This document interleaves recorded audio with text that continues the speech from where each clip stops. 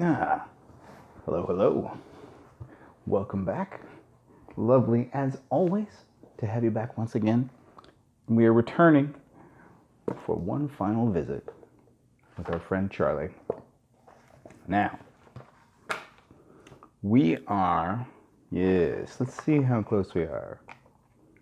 I was right. Okay, 2 chapters left. Perfect. Very well. So, last time, the end of the last chapter was the glass elevator shooting out the roof of the factory.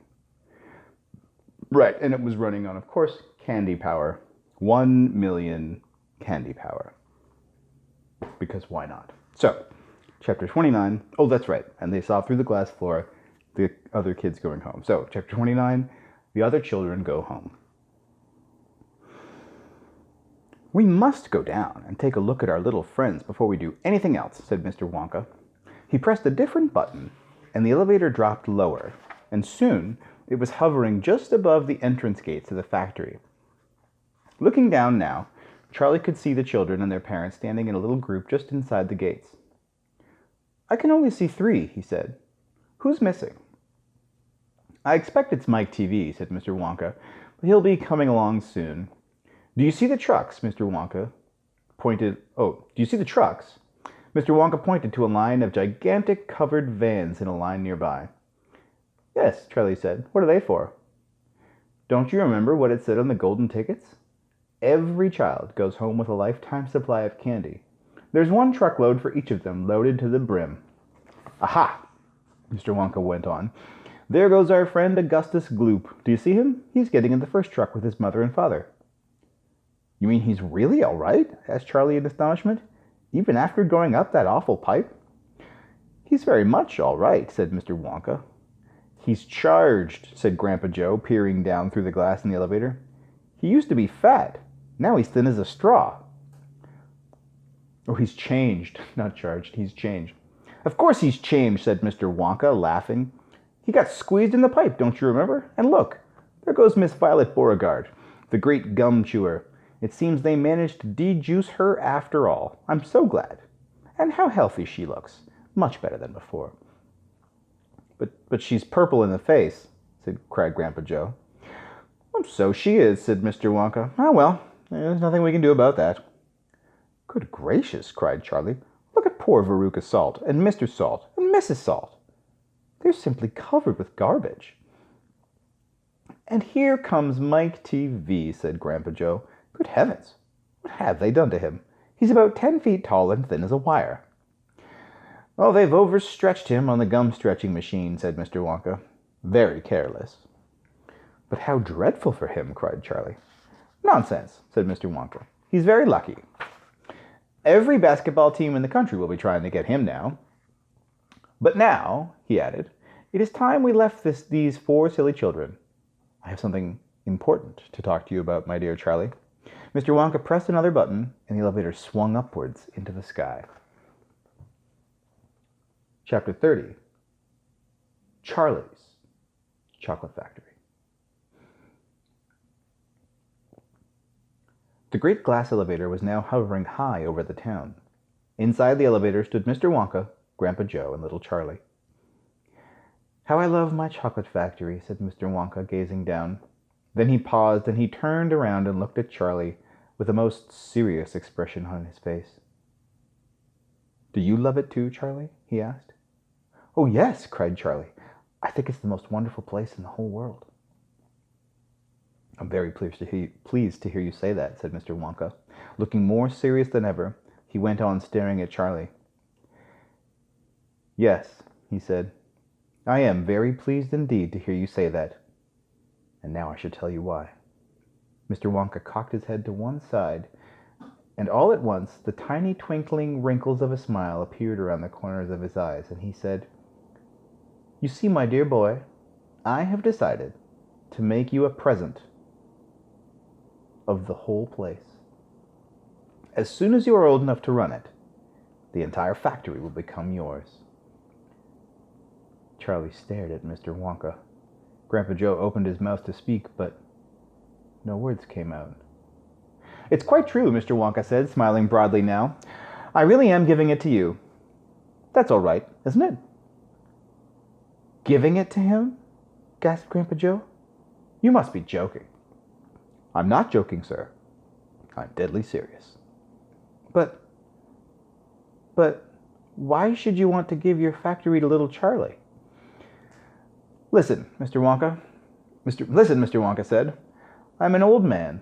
I'm much older than you think. I can't go on forever. I've got no children of my own, no family at all. So who is going to run the factory for me when I get too old to do it myself? Someone's going to keep it going, if only for the sake of the Oompa Loompas. Mind you, there are thousands of clever men who would give anything for the chance to come in and take over from me. But I don't want that sort of person. I don't want a grown-up person at all. A grown-up won't listen to me. He won't learn. He will try to do things his own way, and not mine. So I have to have a child. I want a good, sensible, loving child. One to whom I can tell all of my most precious candy-making secrets while I'm still alive. So that's why you sent out the golden tickets, cried Charlie. Exactly, said Mr. Wonka. I decided to invite 5 children to the factory, and the one I liked best at the end of the day would be the winner. But Mr. Wonka, stammered Grandpa Joe, do you really and truly mean you're going to give the whole of this enormous factory to little Charlie? After all, there's no time for arguments, cried Mr. Wonka. We must go at once and fetch the rest of the family. Charlie's father and mother, and anyone else that's around. They can all live in the factory from now on. They can help him run it. They can help to run it until Charlie is old enough to do it by himself.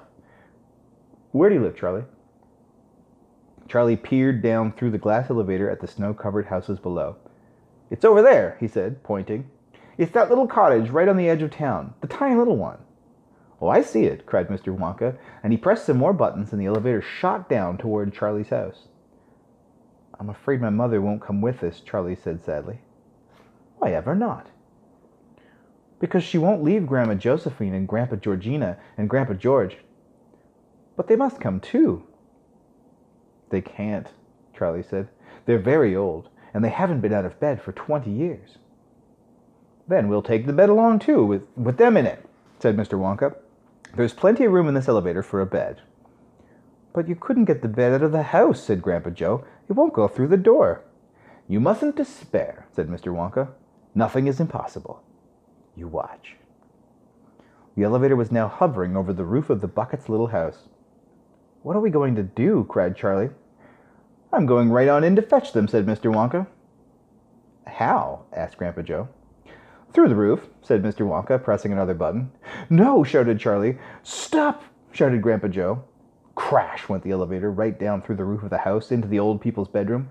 Showers of dust and broken tiles and bits of wood and cockroaches and spiders and bricks and cement went raining down on the 3 old ones who were lying in bed, and each of them thought the end of the world had come.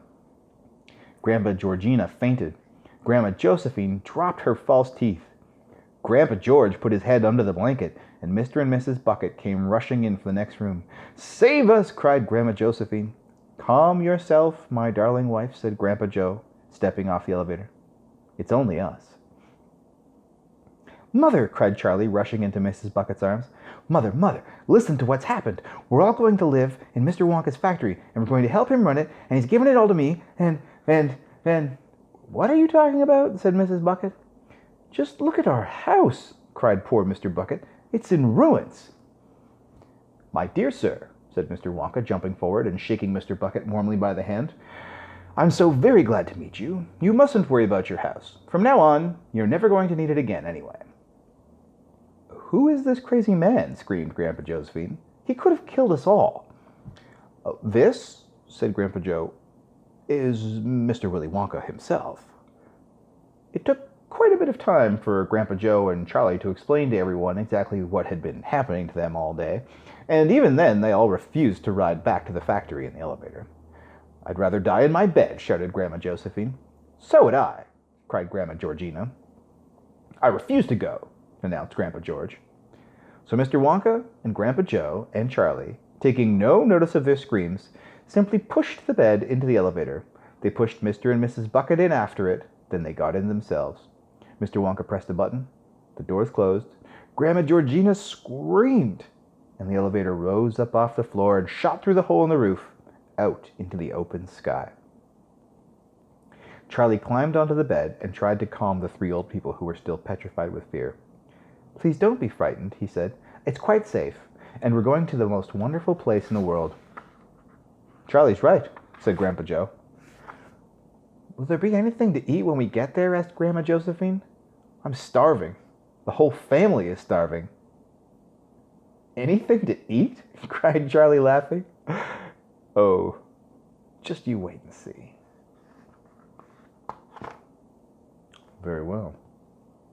That is the end. Guess we don't need the bookmark. Charlie and the Chocolate Factory. Fabulous. And where to next? I don't know what the next book is. I have a book way up there that was a gift from a friend we might do next. It's about a vampire bunny, I think. We'll see. But I will, as usual, be taking a week or 2 off to make up my mind about a new book. And then we'll see you back here on YouTube. But until then, as usual, it's kind of late. I'm kind of tired. I'm going to get some sleep. Good night.